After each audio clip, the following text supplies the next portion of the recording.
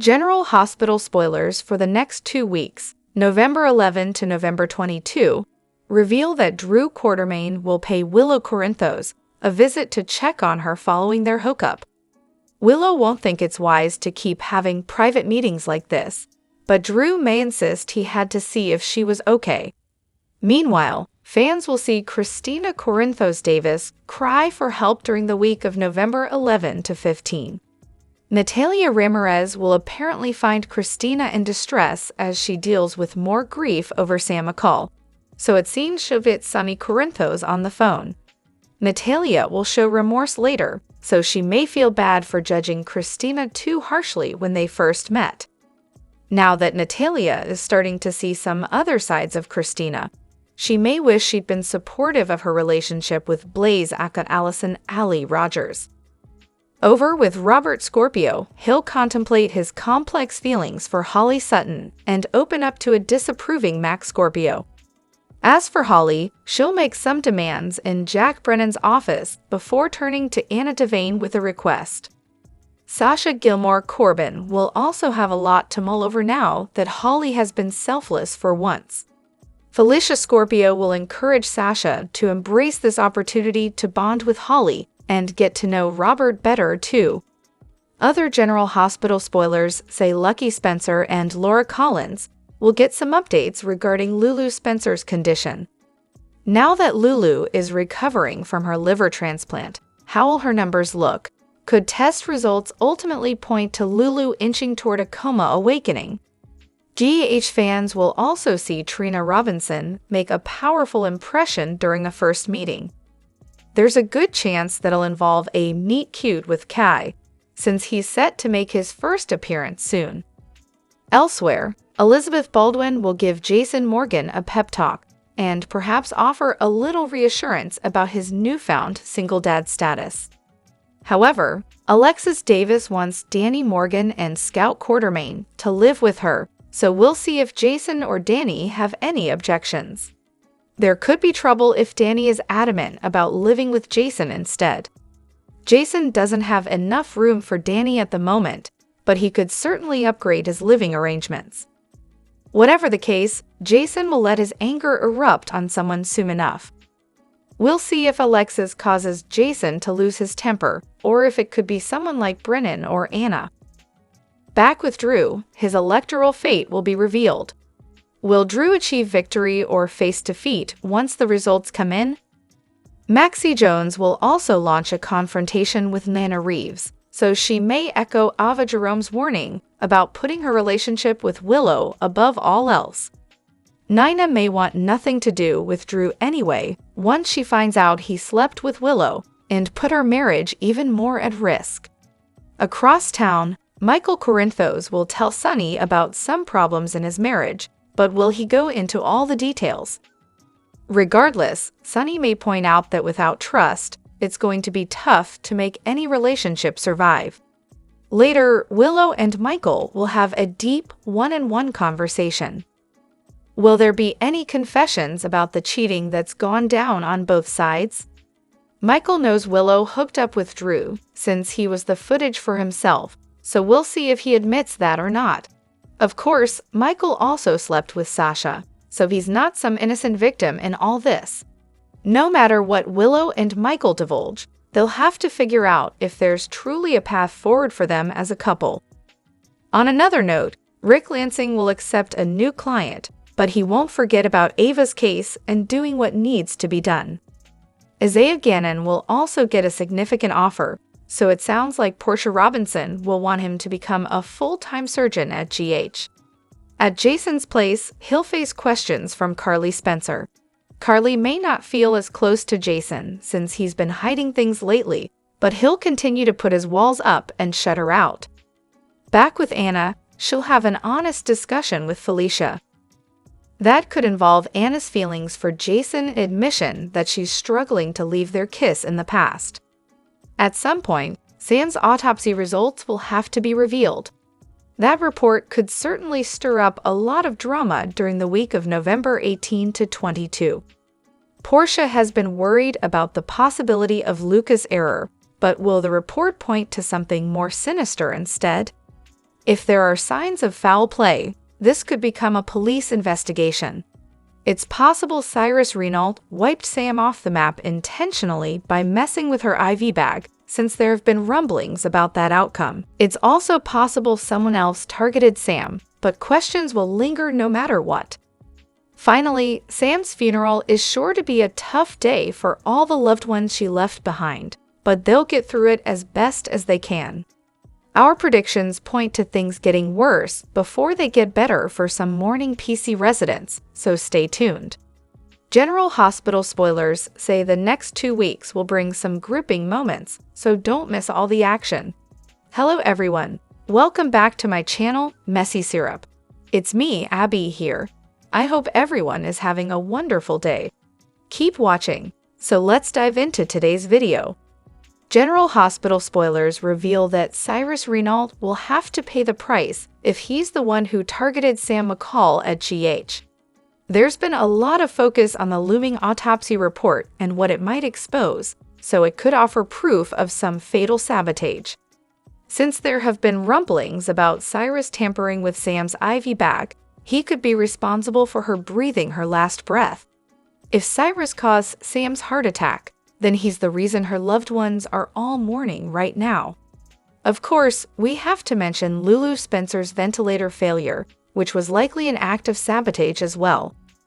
General Hospital spoilers. Who shot Cyrus mystery? Suspects pile up after Sam's killer goes down. Cyrus may have his own twisted motives for what he's been up to, but the point is that he could be to blame for the suspicious happenings. If Cyrus is indeed guilty, where will this story go from here? The show's already done the whole prison thing with Cyrus, so is there really any point in doing it again? Jeff Kober is a fantastic performer, but maybe Cyrus has overstayed his welcome at this point. Cyrus isn't used all that much anymore and could lift right out if the show wants to do a new mystery. Although it brought a lot of drama when Sonny Corinthos shot John Jagger Cates, it was honestly kind of a bummer that we knew who did it. If Cyrus gets shot next, perhaps fans won't see who pulled the trigger, at least not right away. After all, there'd be no shortage of suspects in a story like that. Anyone who loved Sam and wanted revenge could be capable of taking matters into their own hands. Sonny could certainly be a contender, but so would Jason Morgan, Dante Falconeri, and Christina Corinthos Davis. Even Alexis Davis, Molly Lansing Davis, Drew Quartermain, and Danny Morgan might be suspects depending on how things go down. Perhaps it's time for the show to write this villain out with a mystery that asks, who shot Cyrus? Suspects could pile up until the real culprit is ultimately revealed, and it might be someone that blows the audience away in the end. Our predictions point to trouble following Cyrus in the months ahead, so we'll bring you updates on any stunning news that might be in the works. General Hospital spoilers say Sam deserves justice, so we'll see if she gets it. General Hospital spoilers reveals that Michael Corinthos will be in a funk during a visit to Sonny Corinthos' penthouse. Although Michael will claim he's thinking about how unfair it is that Sam McCall's gone, Sonny will suspect something else is bothering him. Once Sonny realizes Michael is more than just concerned about Dante Falconeri, Michael will admit he's worried about his marriage. Of course, we'll just have to wait and see how much Michael is willing to confess about all the infidelities. As for Willow Corinthos, she'll be taken aback when Drew Quartermain shows up at the Quartermain Gatehouse. It may lead to Willow's reminder that they agreed to keep their distance from each other. However, Drew may fear he took advantage of Willow's sympathy and added to her marriage betrayal guilt. There's no way Drew could just hook up with Willow and leave her to handle the aftermath on her own. Despite the added layer of drama, part of Drew may be glad he crossed that line with Willow. Now that things have taken a hot turn between them, Drew may struggle to get their passionate encounter out of his head. Willow may be torn between her head and her heart, since she wants to protect her marriage, but she's drawn to Drew like a magnetic. As a result, Willow may reiterate that they have to put a stop to all this. Back with Sonny, it looks like he'll get some unsettling news. Natalia Ramirez will most likely find Christina having a grief-driven meltdown somewhere, since she'll make a phone call about a female character in trouble. Diane Miller will also dish out some tough love with Alexis Davis and perhaps help her see a path forward. Alexis can't let grief rob her of her identity as a supportive mother and grandmother. Meanwhile, Felicia Scorpio will advocate for Holly Sutton during a conversation with Sasha Gilmore Corbin, who may be tempted to give Holly another opportunity to be a real mom. As for Holly on Monday's GH episode, she'll pressure Jack Brennan to give something she feels she's owed. Holly may not be able to rest until Jen Sidwell is deceased, so she may push Brennan to help make it happen. It looks like Brennan will admit there's one thing he can do for Holly, so we'll see what he promises and what predictions he might make. Next, Max Scorpio will pump Robert Scorpio for information on all the Sidwell chaos and how Holly yanked him into the nightmare. Robert will offer updates and contemplate the maternal side he's seen of Holly. Since Holly was willing to surrender the real diamonds and instantly stepped up for Sasha, Robert will give her a lot of credit, too much if you ask Mac. In Anna Devane's office, she'll throw questions at Jason Morgan and ask how long his deception's been going on. General Hospital spoilers confirm that during a recent State of Mind with Maurice Benard, actress Sarah Brown, who played the first Carly Spencer on GH from 1996 to 2001, was a guest on his podcast. As Brown struggled with emotion, she revealed a horrifying story in the hopes of helping others who may have gone through the same and possibly helping prevent more young women from the same predicament. She said this is happening to women at an alarming rate, and it needs to be stopped. Brown was sexually assaulted in Brooklyn, New York in 2016. She had just spoken to her best friend, who told her to call her if she got into trouble. She laughed it off, believing she was tough and could handle Brooklyn. Brown was waiting to meet a friend in a bar, and a man offered to buy her a drink. Sarah hesitated but agreed. She walked outside with him to sit on the patio, and that's the last thing she remembers. Sarah woke up the following day wearing someone else's clothes. She was in bed, looked outside, and saw a brick wall, and she started to panic. Brown had no idea what she was doing there and didn't recall how she got there. Her head was pounding, and she went to get her bags. That's when she saw a 30-year-old man who exclaimed, "You're wearing my girlfriend's pants." She felt a sense of relief when he said that, and she commented that he appeared very genuine and kind. When she asked what happened and how she got there, he told her that she needed help because he saw her talking to a guy who had bought her a drink, and he said that she was sobbing. He claimed that when he asked her if she was okay, she said, "No, I'm not okay, get me out of here." Sarah immediately sensed he was lying. He insisted he would get her an Uber, and he called her phone so she presumably would have his number. The Uber dropped her off nowhere near her hotel when the driver ordered her to leave the car. Brown got out and immediately started to vomit white foam, which is essential to note because she had been drinking red wine. She went to the closest hotel and realized she had been assaulted. Upon leaving the hotel, she went to a private doctor. She was bruised with broken capillaries around her neck and a broken toe. When she went back to lay, she cinched the number of the man's phone into her computer, and within 2 minutes he texted her and admitted that something happened, and he used a condom.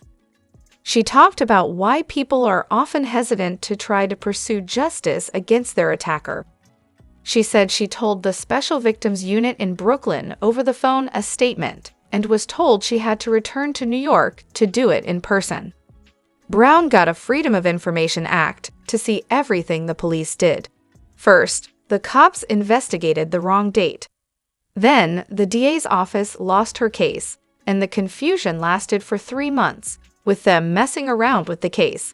They asked the man if he had sex with her, and he denied it. They showed him the text messages in Brown's phone, which got him to admit he did.